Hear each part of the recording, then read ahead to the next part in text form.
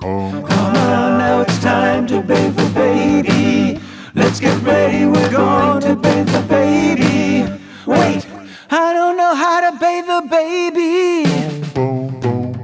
First clean baby with a sponge and washcloth for a week or two until the umbilical cord comes off. And baby doesn't need a bath every day. A couple times a week is fine unless they're dirty, like a diaper blowout or a messy spit up. Baby's bath is lukewarm and never hot. Your home water heater under 120 on the dot. Get everything you need ready before you begin, and double check that water tank before the baby goes in. Use a safe baby tub with a sloped or textured surface so baby won't slide, or use a towel for that purpose.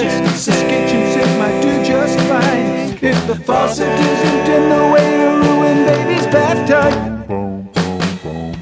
Always focus on the baby in the bath. It's never safe to take your hands off, even turn your back. A baby is slippery when they're wet. The phone rings. They'll have to call you back if there's someone at the door.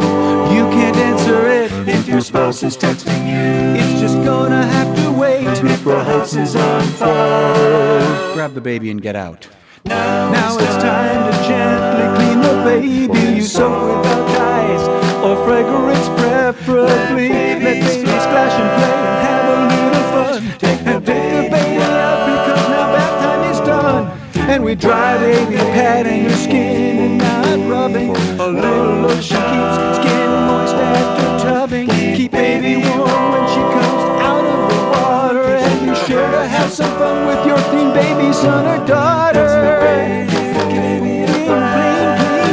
baby. Oh yeah, we showed you how. Washing baby with water, so clean baby. Splishing and splashing and